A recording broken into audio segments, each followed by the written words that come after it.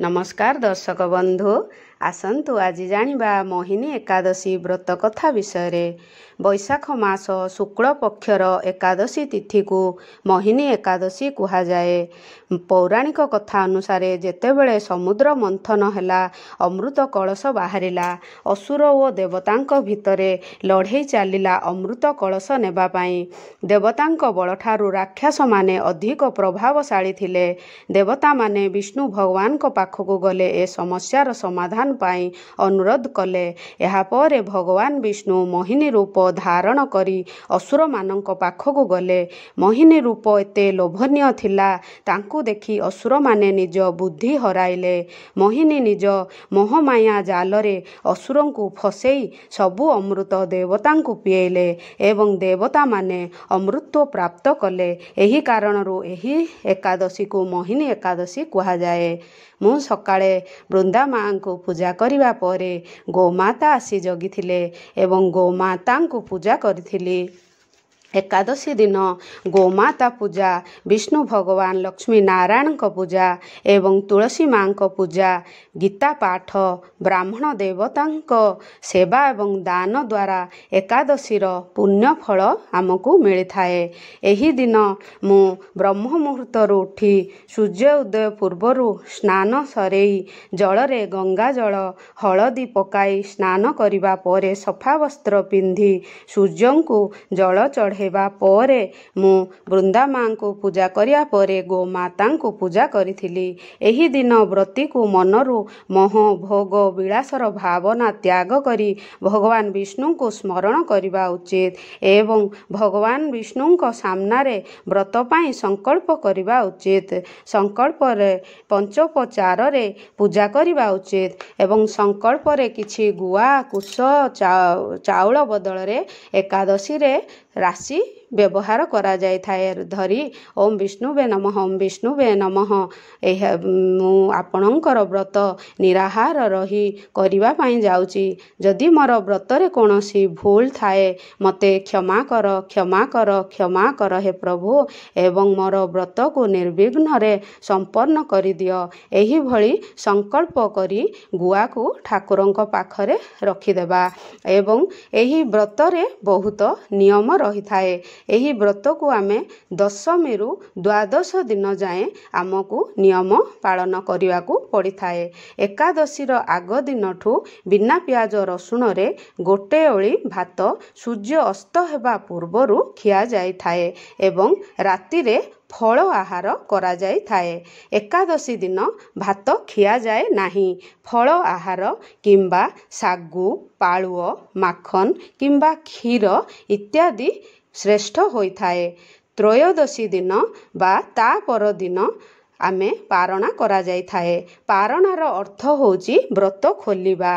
एही दिन आमे किछि तुलसी जल किंबा कान्हांकर स्नान जल बा चरणामृत पंचामृत इत्यादि रे आमे पारणा करि पारिबा किंबा किछि फल द्वारा मध्य आमे व्रत खोली पारिबा एवं सूर्य उदय पर ही पारणा करा जाय थाए।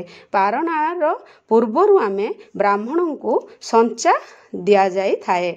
मु बेल वृक्ष पूजा करथिली एवं अँला वृक्ष पूजा करथिली एवं कदली वृक्ष पूजा करिथिली। ए समस्त मु प्रतिदिन पूजा करि थाए एवं बृहस्पति देवंकर कृपा होई थाए कदली गछ पूजा करिबा द्वारा एवं सबु बेले मु पिंपुड़ी मानंकु एही गछ तळे अट्टा गुड़ पकेई देई थाए। एहा एमाने सबु बेले को देबा द्वारा शनिदेवंक कृपा रही थाए एवं काउ मानंक पाई मध्य सबुदिन मु पानी रुटी किछि खाद्य रखी देई थाए एवं ये होचंती विष्णुंक अवतार कच्छप अवतार एवं कच्छु को मध्य किछि मु तरभुज खाइबा पाई देइथिली।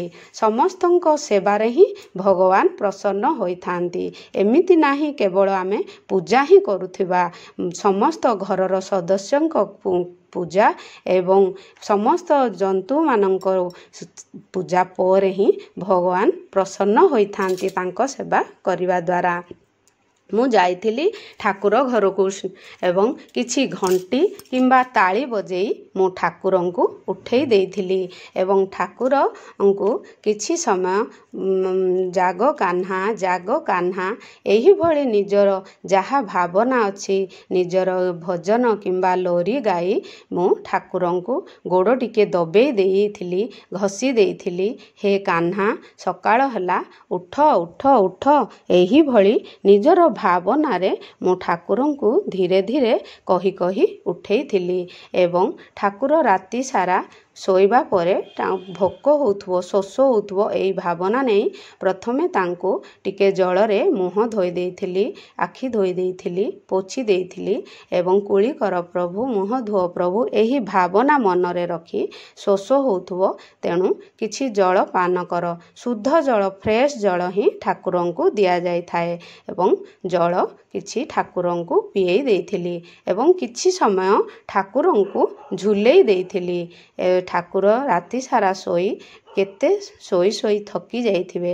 ଯେମିତି ଆମେ ଛୋଟ ଛୁଆକୁ ଉଠିଲା ପରେ ବୁଲେଇ ଦେଇଥାଉ ସେମିତି ଠାକୁରଙ୍କୁ ମଧ୍ୟ ଛୋଟ ବାଳ ସ୍ୱରୂପ ତାଙ୍କୁ, ସେଥିପାଇଁ ତାଙ୍କୁ ମୁଁ ଟିକେ ସମୟ ବୁଲେଇ ଦେଇଥିଲି ଏବଂ ସ୍ନାନ ପୂର୍ବରୁ ମୁଁ କ୍ଷୀର କିଛି ପିଏଇ ଦେଇଥିଲି। ଉଠିବା ପରେ ହିଁ ସ୍ନାନ କରାଯାଏ ନାହିଁ। କିଛି ସମୟ ଠାକୁରଙ୍କୁ ବୁଲେଇକି ତାଙ୍କୁ କ୍ଷୀର ଗ୍ରହଣ ପରେ ସ୍ନାନ ପାଇଁ ଷ୍ଟାର୍ଟ କରିଥିଲି ଏବଂ ତୁଳସୀ ଦେଇ କିଛି ଫୁଲ ବିଛେଇଥିଲି। ଏହା ଅର୍ଥ ହେଉଛି ଠାକୁର କିଛି ପଦ୍ମରେ, ଫୁଲରେ ତୁଳସୀ ଉପରେ ବସିଛନ୍ତି। ଖାଲି ପ୍ଲେଟରେ ଠାକୁରଙ୍କୁ ସ୍ନାନ କରାଯାଏ ନାହିଁ। ଠାକୁରଙ୍କୁ ଲାଗେ ଯେମିତି ମୁଁ କିଛି ପୁଷ୍ପରେ ବସିଛି ଏବଂ ପଞ୍ଚାମୃତ ଏହି ଦିନ ସ୍ନାନ କରାଯାଇଥାଏ ଏବଂ ଭୋଗରେ ମଧ୍ୟ ଏକାଦଶୀ ଦିନ ପଞ୍ଚାମୃତ ଅର୍ପଣ କରାଯାଇଥାଏ। ଏକାଦଶୀ ଦିନ ଆମେ ବ୍ରାହ୍ମଣଙ୍କୁ ସଞ୍ଚା ଦେବା ପରେ ହିଁ ଆମ ବ୍ରତ ସମ୍ପୂର୍ଣ୍ଣ ହୋଇଥାଏ। ତେଣୁ ବ୍ରତ ଯେବେ ଖୋଲିବେ ସେହିଦିନ ବ୍ରାହ୍ମଣଙ୍କ ପାଇଁ ପାରଣା ପାଇଁ କିଛି ଭୋଗ କାଢ଼ିବେ କିମ୍ବା ମନ୍ଦିରକୁ କାହା ହାତରେ ପଠାଇଦେବେ। ଯଦି ନିଜେ ଯାଇପାରୁନାହାନ୍ତି କାଢ଼ିକି ରଖିଦେବେ, କେତେବେଳେ ଗଲେ ମନ୍ଦିରରେ ଦେଇଦେବେ ଏବଂ ଏହିଭଳି ନିୟମ ଅନୁସାରେ ଯଦି ଆମେ ଏକାଦଶୀ ବ୍ରତ କରିବା ତାହେଲେ ଆମର ବ୍ରତ ପୂରଣ ହୋଇଥାଏ ଏବଂ ରାତ୍ରି ଜାଗରଣ ମଧ୍ୟ କରାଯାଇଥାଏ। ରାତ୍ରି ଜାଗରଣ ଦ୍ୱାରା ସବୁ ପ୍ରକାର ତୀର୍ଥ କରିବାର ପୁଣ୍ୟ ଏବଂ ପାପ ନଷ୍ଟ ହୋଇଥାଏ। ଏହି ଦିନ ଯେମିତି ହେଲେ ବି କିଛି ନହେଲେ ବି 12ଟା ପର୍ଯ୍ୟନ୍ତ ମଧ୍ୟ ଆମକୁ ଜାଗିକି ରହିବା ଦ୍ୱାରା ଭଗବାନ ଅତ୍ୟନ୍ତ ପସନ୍ଦ କରିଥାନ୍ତି ଏବଂ ଏହି ଦିନ ଯେତେ ଆମେ ପାରିବା ଦାନ ପୁଣ୍ୟ କରିବା। ଦାନ ପୁଣ୍ୟ ଦ୍ୱାରା ଠାକୁର ଅତ୍ୟନ୍ତ ପ୍ରସନ୍ନ ହୋଇଥାନ୍ତି। ଦଶମୀ ଯୁକ୍ତ ଏକାଦଶୀ କରାଯାଏ ନାହିଁ। ସବୁବେଳେ ଦ୍ୱାଦଶୀ ଯୁକ୍ତ ଏକାଦଶୀ କରାଯାଇଥାଏ। ଏହା ଅତ୍ୟନ୍ତ ଶୁଭ ହୋଇଥାଏ। ଠାକୁରଙ୍କୁ ମୁଁ ଅତରରେ ମାଲିସ କିଛି କରିଦେଉଛି। ଅତର ଠାକୁରଙ୍କୁ ଅତ୍ୟନ୍ତ ପ୍ରିୟ ହୋଇଥାଏ ଏବଂ ଗୋଲାପ ଜଳରେ ମଧ୍ୟ ସ୍ନାନ ସରିବା ପରେ ଭଲରେ କାହ୍ନାଙ୍କୁ ପୋଛି ଦେବେ। ଜଳ ଯଦି ଟିକେ ରହିଯିବ ତାହେଲେ କାହ୍ନା କଳା ପଡ଼ିଯିବେ ଏବଂ ଠାକୁରଙ୍କୁ ଚନ୍ଦନ ପ୍ରିୟ ତେଣୁ ଚନ୍ଦନରେ ଟିକେ ହଳଦୀ ପକେଇ ଠାକୁରଙ୍କୁ, ଯେହେତୁ ଏବେ ଚନ୍ଦନ ଯାତ୍ରା ଚାଲିଛି, ଠାକୁରଙ୍କୁ ଗରମ ହେଉଥିବ ତେଣୁ ଶରୀରରେ ଚନ୍ଦନ ଟିକେ ଲଗେଇଦେବା ଦ୍ୱାରା ଠାକୁରଙ୍କୁ ଶୀତଳତା ମିଳିଥାଏ ଏବଂ ଏକାଦଶୀ ଦିନ ଠାକୁର ହଳଦିଆ ବସ୍ତ୍ର ପିନ୍ଧିଥାନ୍ତି ଏବଂ ହଳଦିଆ ଭୋଜନ ମଧ୍ୟ ଗ୍ରହଣ କରିଥାନ୍ତି। ଖିଚିଡ଼ି ମଧ୍ୟ ଦିଆଯାଇଥାଏ ଏବଂ କଦଳୀ ମଧ୍ୟ ଦିଆଯାଇଥାଏ। ଯେହେତୁ ଏହି ଦିନ ଆମେ ଅନ୍ନ ଖାଉନେ ସେଥିପାଇଁ କ୍ଷୀରି ସବୁଠୁ ଭଲ ହୋଇଥାଏ ଠାକୁରଙ୍କ ଭୋଗ ପାଇଁ। ଖିଚିଡ଼ି କଲେ ଆଉ ଖାଇବ କିଏ? ତେଣୁ ଏକାଦଶୀରେ ଅନ୍ନ ଭୋଗ କରାଯାଇ ନଥାଏ ଏବଂ ଠାକୁରଙ୍କୁ ମୁଁ ଏଇଭଳି ତାଙ୍କୁ କାନରେ କିଛି ଫୁଲରେ ତାଙ୍କର କାନ ଫୁଲ କରି ଫୁଲ ଲଗେଇ ଦେଇଛି ଏବଂ ସୁନ୍ଦର ବେଶ ପାଇଁ ଠାକୁରଙ୍କୁ ଅତ୍ୟନ୍ତ ପ୍ରିୟ, ଶୃଙ୍ଗାର ପ୍ରିୟ। ଯେତେ ଆମେ ଠାକୁରଙ୍କୁ ଶୃଙ୍ଗାର କରିବା ଠାକୁର ଅତ୍ୟନ୍ତ ପ୍ରିୟ ହୋଇଥାନ୍ତି। ଯେମିତି ଆମେ ପ୍ରିୟ ହୋଇଥାଏ ଶୃଙ୍ଗାର ହେବା ପାଇଁ, ସେମିତି ଠାକୁର ମଧ୍ୟ ଶୃଙ୍ଗାର କରିଥାନ୍ତି। ଏବଂ ସବୁ ପ୍ରକାର ଠାକୁରଙ୍କର ଶୃଙ୍ଗାର ଜିନିଷ ମୁଁ ଗୋଟିଏ ଗୋଟିଏ କରି ଠାକୁରଙ୍କୁ ପିନ୍ଧେଇ ଦେଇଥିଲି। ଏବଂ ସୂର୍ଯ୍ୟ ଉଦୟ ସମୟରେ ଏକାଦଶୀ ଯୁକ୍ତ ଦ୍ୱାଦଶୀ ଥିବା ବ୍ରତ କରାଯାଇଥାଏ। ସବୁବେଳେ ଦେଖିବେ ଉଦୟ ସମୟରେ ଏକାଦଶୀ ଅଛି ନା ନାହିଁ, ତାହା କରିବା ଦ୍ୱାରା ହିଁ ଆମକୁ ପୁଣ୍ୟ ମିଳିଥାଏ। ଦଶମୀ ଥିବ ଯଦି ସେହି ଏକାଦଶୀ କରାଯାଇ ନଥାଏ।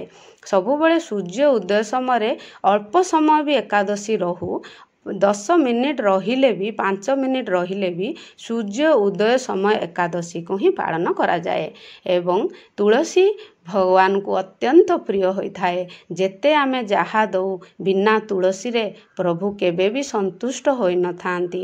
ଏବଂ ମୁଁ ସକାଳ ଭୋଗରେ ସବୁ ପ୍ରକାର ଫ୍ରୁଟ୍ସ ଭଗବାନଙ୍କ ପାଇଁ ଆଣିଥିଲି, କିଛି କ୍ଷୀର ଆଣିଥିଲି ଏବଂ ମୟୂର ପୁଚ୍ଛ ମଧ୍ୟ ଠାକୁରଙ୍କୁ ପ୍ରିୟ, ମୟୂର ପୁଚ୍ଛ ମଧ୍ୟ ମୁଁ ଅର୍ପଣ କରିଥିଲି।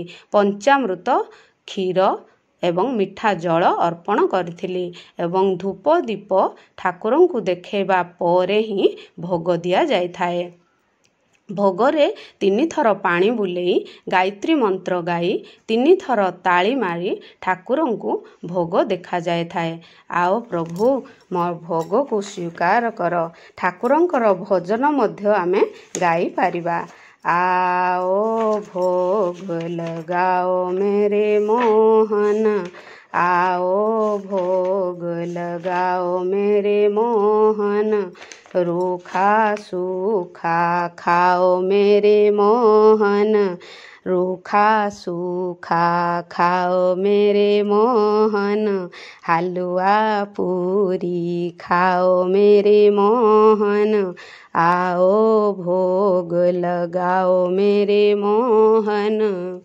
ଏହିଭଳି ଆମେ ଯାହା ବି ମନରେ ଭାବନା ରଖି ଠାକୁରଙ୍କୁ ଖୁଏଇବା। 5 ଥର ଯେମିତି ହେଲେ ବି ବାଲଗୋପାଲଙ୍କୁ ଖିଆଯାଇଥାଏ। ସେମିତି ଆମେ ଭୋଗକୁ ରଖିକି କେବେ ଆସିବାନି। ଭୋଗ ଖୁଏଇ ଦେବା ଏବଂ ତାପରେ ପଞ୍ଚାମୃତ ବି ଯାହା ଅଛି ସେଇ ଭୋଗକୁ ମଧ୍ୟ ଆମେ ଠାକୁରଙ୍କୁ ଖୁଏଇଦେବା। ହେ ପ୍ରଭୁ ଆସନ୍ତୁ, ମୋର ଏହି ଭୋଗକୁ ସ୍ୱୀକାର କରନ୍ତୁ, ସ୍ୱୀକାର କରନ୍ତୁ, ସ୍ୱୀକାର କରନ୍ତୁ। ଭୋଗ ଯେତେବେଳେ ଦେବା ଆମେ କିଛି ସମୟ ସ୍କ୍ରିନ୍ ବନ୍ଦ କରି ବାହାରକୁ ଯିବା। ଭଗବାନଙ୍କୁ କିଛି ସମୟ ଭୋଗ ଆପଣ ପାଆନ୍ତୁ, ଏହିଭଳି ଭାବନା ରଖି ଠାକୁରଙ୍କୁ କହି ଆମେ ଯିବା। ହେ ପ୍ରଭୁ ମୁଁ ଆପଣଙ୍କୁ ଭୋଗ ଲଗେଇ ଦେଇଛି, ଆଉ ଆପଣ ଭୋଗକୁ ପାଆନ୍ତୁ। ଭଗବାନଙ୍କୁ ସବୁବେଳେ ଖାଆନ୍ତୁ ନ କହି ପାଆନ୍ତୁ ବୋଲି କୁହାଯାଇଥାଏ। ଭଗବାନଙ୍କୁ ଯେତେବେଳେ ଭୋଗ ଲଗେଇବା ତାହା ଭୋଗ ହୋଇଥାଏ, ଆମ ପାଖକୁ ଯେତେବେଳେ ଆସେ ତାହା ପ୍ରସାଦ ହୋଇଯାଇଥାଏ। ଏହି କ୍ଷୀରକୁ ମୁଁ ନେଇ ଘରର କ୍ଷୀରରେ ମିଶାଇ ଦେଇଥାଏ ଏବଂ ପାଣିକୁ ଆମ ପିଇବା ଜଳରେ ମିଶାଇ ଦେଇଥାଏ ଏବଂ ଭୋଗ ସମସ୍ତଙ୍କୁ ବାଣ୍ଟି ଦେଇଥାଏ। ଏବଂ ଠାକୁରଙ୍କୁ ଆଳତି କରିଥିଲି।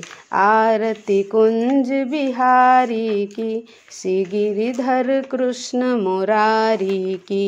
ଏହିଭଳି ଆଳତି ମଧ୍ୟ ଗାଇ ଗାଇ ଆମେ ଠାକୁରଙ୍କୁ ପୂଜା କରିବା। ଠାକୁରଙ୍କୁ ଆଳତି ଅତ୍ୟନ୍ତ ପ୍ରିୟ ହୋଇଥାଏ। ସବୁବେଳେ ଆଳତି କର୍ପୂର 2ଟି ରଖି ଆଳତି କରାଯାଇଥାଏ। ଏହାଦ୍ୱାରା ଘରର ନେଗେଟିଭ୍ ଏନର୍ଜି ଦୂର ହୋଇଥାଏ ଏବଂ ସକାରାତ୍ମକ ଶକ୍ତି ଘରେ ପ୍ରବେଶ କରିଥାଏ। ତେଣୁ ଆଳତି ଯେମିତି ହେଲେ 2 ଥର କରିବେ, ସକାଳେ ଥରେ ଏବଂ ସନ୍ଧ୍ୟାରେ ଥରେ, 2 ଥର ଯେମିତି ହେଲେ ବି କରିବେ। ଏବଂ ଭୋଗ ମଧ୍ୟ 2 ଥର ଦେବେ, ସକାଳେ ସନ୍ଧ୍ୟାରେ, ପାରୁଛନ୍ତି ଯଦି ଶୋଇବା ପୂର୍ବରୁ ଥରେ କିମ୍ବା ଦିନବେଳେ ଥରେ ଦେବେ।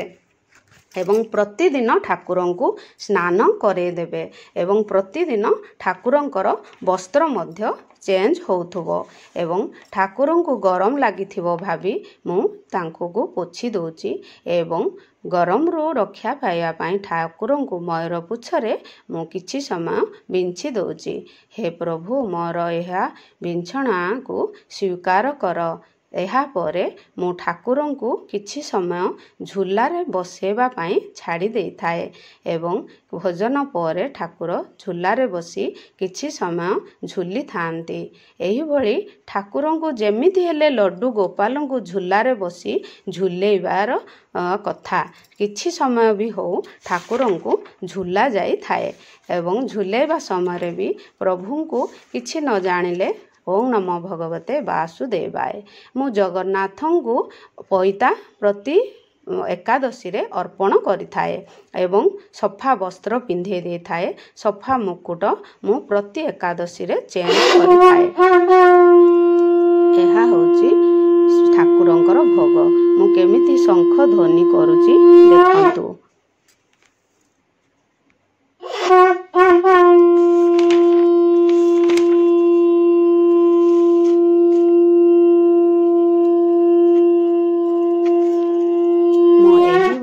प्रतिदिन शंख ध्वनि करिथाए।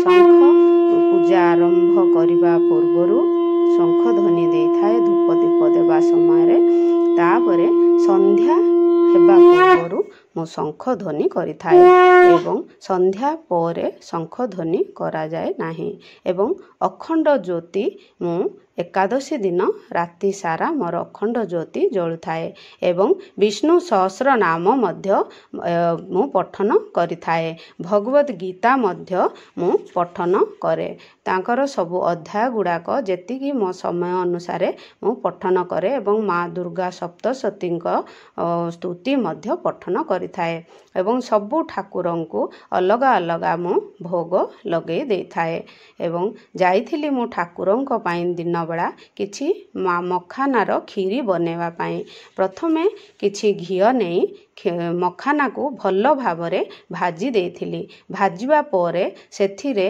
किछि क्षीर तेजपत्र अलैच एवं मिश्री रे मु सब बेले ठाकुरंक पाई भोग प्रस्तुत करिथाए एवं किछि मिश्री पकई ठाकुरंकु भोग करे देइथिली सबु बेले आमे निजे भोग करिवा पाई चेष्टा करिवा भगवान को दास दासी कामवाला मानंक हातरे केबे भोग रोषेई करा जाएनी भजन करिबा समय रे मंत्र गाई गाई एवं भल चिंता मनरे रखी रोषेई करा जाय थाए जेमिति विचार करिबा सेही भली रोषेई रे मध्य भजन को जाय थाए एवं सेमिति विचार आसे सेमिति आमको फल मिली थाए एवं ठाकुरंक पाई ठंडा हेबा परे मु भोग काढ़ी नहीं ठाकुरंकु अर्पण करिथाए ठाकुरंकु एई दिन खीरी भोग अत्यंत प्रिय चाउलर खीरी अर्पण करा जाय थाए किंतु भोग किए पाइब एकादशी दिन तेणु चाउलर खीरी आउ नकरी आमे जो भोग खाइबा सेही भोग को अर्पण कले अत्यंत शुभ होता है पालुओ खीरी मखाना खीरी सागु खीरी एही भली ठाकुरंको खीरी अर्पण करा जाय थाए ठाकुरंकोर भोग लगेबा पूर्वरु धूप दीप बुलेइकी ही ठाकुरंको सबु खाद्य रे तुलसी गोटिए गोटिए पड़ी थाए एवं सेही भोग को ठाकुरंको 5 थर आओ प्रभु भोग को स्वीकार कर भोग को ग्रहण कर एही भली कही कही ठाकुरंको भोग दिया जाय थाए एही भोग ठाकुर ग्रहण करबा परे एहा प्रसाद होई जाय थाए एवं एही प्रसाद को मु घरे जो रोषेई करिछि खीरी सेही खीरी रे मिसेई दे थाए एवं समस्त खाद्य प्रसाद होई जाय थाए एवं परिवार रे समस्त सदस्यों को किछि किछि मु एही भोग प्रसाद तुल्य समस्त को अर्पण करथाए एवं भगवान को भोग अर्पण करबा परे जल पिए दे थाए कान्हा को जेतेबेले माँ यशोदा रोषेई करि दउथिले सेतेबेले तांकर बहुत दास दासी थिले किंतु कान्हा पाई माँ यशोदा निजे रोषेई करुथिले ठाकुरंको सेवा सबु बेले निजे जदि करिबा निजर भावना देई मंत्र गाई ताहा हेले अति उत्तम होई थाए काम वाला काहा द्वारा रोषेई खाद्य बना जाएनी कि अन्य ठाकुरंको काम मध्य करा जाए नाही एवं भोग देबा परे 10 मिनिट देई मु स्क्रीन पके देई बाहर को आसी थाए जेमिति हमर व्यवस्था अछि सेमिति ଆମେ କରିବା ଉଚିତ।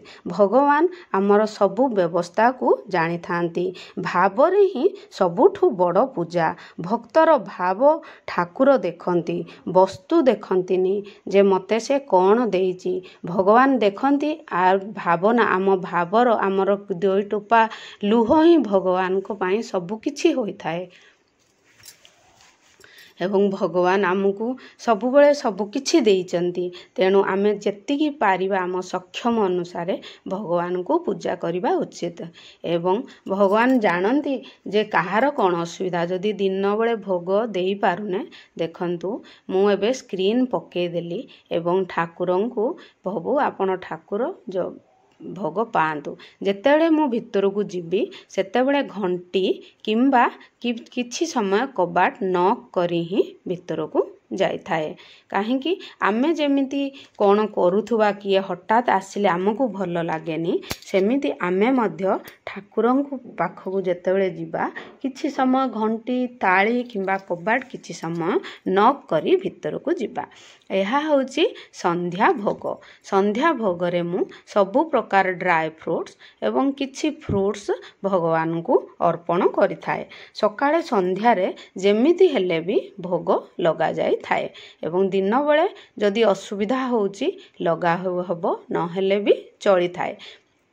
ଏହିଭଳି ଆମେ ସକାମ ବ୍ରତ ରଖି ଠାକୁରଙ୍କୁ ପୂଜା କରିବା। ସକାମ ବ୍ରତ ହେଉଛି କିଛି କାମନା ନେଇ ବ୍ରତ ରଖିବାକୁ ସକାମ ବ୍ରତ କୁହାଯାଏ ଏବଂ ନିଷ୍କାମ ବ୍ରତ ହେଉଛି ବିନା କାମନା ରଖି ବ୍ରତ ପୂଜା କରିବାକୁ ନିଷ୍କାମ ବ୍ରତ କୁହାଯାଇଥାଏ। 2 ପ୍ରକାର ବ୍ରତ, କିଏ କାମନା ରଖି କରିଥାଏ ପୂଜା, ଆଉ କିଏ ବିନା କାମନା ରଖି ପୂଜା କରିଥାଏ। ଏହିଭଳି ସକାମ ବ୍ରତ ଏବଂ ନିଷ୍କାମ ବ୍ରତ ମଧ୍ୟ କରାଯାଇଥାଏ। ଏବଂ ଯେବେ ଯଦି ପୂଜା କରିପାରୁନେ ତାହେଲେ ମାନସିକ ବ୍ରତ ମଧ୍ୟ ଆମେ କରିପାରିବା। ପ୍ରଭୁ ମୁଁ କିଛି କରିପାରୁନି, ମୋର ଏହି ଫଳ ଭୋଗକୁ ସ୍ୱୀକାର କର, ମୋର ଏହି ଭୋଜନକୁ ସ୍ୱୀକାର କର ଭାବି ଭଗବାନଙ୍କୁ ଗ୍ରହଣ କରିବା ଉଚିତ। ଏହି ଦିନ ରାଶିର ୟୁଜ୍ ହିଁ ହୋଇଥାଏ। ତାହା ଦୀପରେ ମଧ୍ୟ ଟିକେ ଦିଆଯାଇଥାଏ, ଆଳତି କରିବା ସମୟରେ ମଧ୍ୟ ଦିଆଯାଇଥାଏ, ଠାକୁରଙ୍କ ମଥାରେ ମଧ୍ୟ ଦିଆଯାଇଥାଏ। ଚାଉଳର ଜମା ସ୍ପର୍ଶ ହିଁ ହୁଏନି ଏହି ଦିନ। ଠାକୁର ଅନ୍ନରେ ଏହି ଦିନ କିଏ ବି ଭୋଜନ କରିବା ଉଚିତ ନାହିଁ। କାହିଁକି? ଅନ୍ନ ଏହି ଦିନ ଖାଇବା ଦ୍ୱାରା ବହୁତ ପାପ ଲାଗିଥାଏ। ତେଣୁ ବ୍ରତ କରନ୍ତୁ କି ନ କରନ୍ତୁ ଏହି ଦିନ ଅନ୍ନ ଭୋଜନ କରନ୍ତୁ ନାହିଁ। ମୁଁ ସବୁବେଳେ ଏଇ 2ଟି ଏକାଦଶୀ କରିଥାଏ। ମାସର ବର୍ଷକୁ 24ଟି ଏକାଦଶୀ କରିଥାଏ ଏବଂ ସବୁ ଏକାଦଶୀରେ ମୁଁ ଫଳାହାର ହିଁ କରିଥାଏ ଏବଂ ନିର୍ଜଳ ଏକାଦଶୀ ପଡ଼ିଥାଏ। ସେଇ ନିର୍ଜଳ ଏକାଦଶୀରେ ମୁଁ ଜଳ ଗ୍ରହଣ କରିନଥାଏ। ଏବଂ ଏହିଭଳି ଆମେ ବ୍ରତର ନିୟମକୁ ମାନିବା। କିଛି ବି ଯଦି ଆମେ ଏକାଦଶୀ ବ୍ରତ କରିପାରୁନେ ତାହେଲେ କେବଳ ଅନ୍ନ ଭୋଜନ ତ୍ୟାଗ କରି ଆମେ ସେଦିନ ବ୍ରତ ମଧ୍ୟ କରିପାରିବା ଏବଂ ଏହାଦ୍ୱାରା ବହୁତ ପୁଣ୍ୟ ମିଳିଥାଏ। ଆମ ହିନ୍ଦୁ ଧର୍ମରେ ଏକାଦଶୀ ତିଥିକୁ ବହୁତ ଶୁଭ ବୋଲି କୁହାଯାଇଥାଏ ଏବଂ କେବେ କେବେ ଆମର 25ଟି ଏକାଦଶୀ ମଧ୍ୟ ପଡ଼ିଥାଏ। ପୁରୁଷୋତ୍ତମ ବର୍ଷ ଯେଉଁ ବର୍ଷ ସେଇ ଟାଇମ୍ରେ ପଡ଼ିଥାଏ। ଏବଂ କାହ୍ନାଙ୍କୁ ମୁଁ ଏବେ ଶୋଇବା ପାଇଁ ମୁଁ ପ୍ରସ୍ତୁତ କରିଦେଉଛି।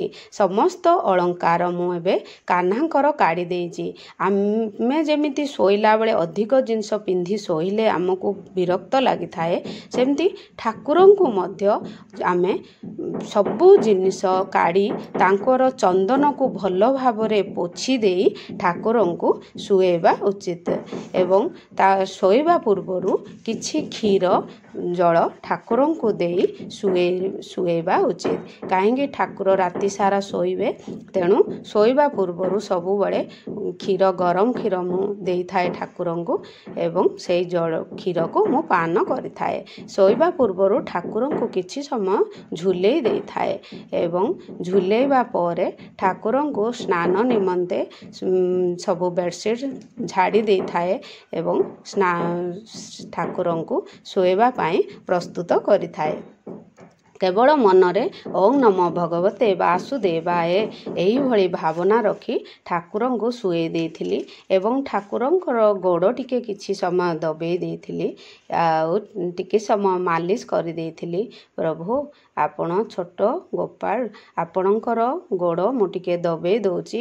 ଏହିଭଳି ଭାବନା ରଖି ପ୍ରଭୁ ମୋ ପୂଜାରେ ଯାହା ବି ଭୁଲ ଥାଏ ମୋତେ କ୍ଷମା କର କ୍ଷମା କର କ୍ଷମା କର ଏହିଭଳି କ୍ଷମା ପ୍ରାର୍ଥନା କରାଯାଇଥାଏ। ଯେମିତି ହେଲେ ବି 3 ଥର ଆମକୁ ପ୍ରଭୁଙ୍କୁ ପୂଜା ଶେଷରେ କ୍ଷମା ପ୍ରାର୍ଥନା ମାଗିବା ଦ୍ୱାରା ପ୍ରଭୁ ଆମର ସବୁ ପୂଜାରେ ଯାହା ଭୁଲ ଥାଏ ସବୁ ଭୁଲକୁ କ୍ଷମା କରି ଦେଇଥାନ୍ତି ଏବଂ ଠାକୁରଙ୍କର ମଶାରୀ ମୁଁ ରାତିରେ ପୁଣି ଥରେ ପକାଇ ଦେଇଥାଏ ଏବଂ କିଛି ଜଳ ରାତିରେ କାହ୍ନାଙ୍କୁ ଶୋଷ ହେବ ତେଣୁ କିଛି ଫ୍ରେଶ୍ ଜଳ ମଧ୍ୟ ରଖିଦେଇଥାଏ। ଏହିଭଳି ଠାକୁରଙ୍କୁ କିଛି ସମୟ ବିଞ୍ଚିଥାଏ। ଭଲ ଲାଗିଥାଏ ଯଦି ଭିଡ଼ିଓ ଲାଇକ୍ ସେୟାର ସବସ୍କ୍ରାଇବ୍ କରିଦେବେ। ରହିଲି ଓମ୍ ନମୋ ନାରାୟଣ।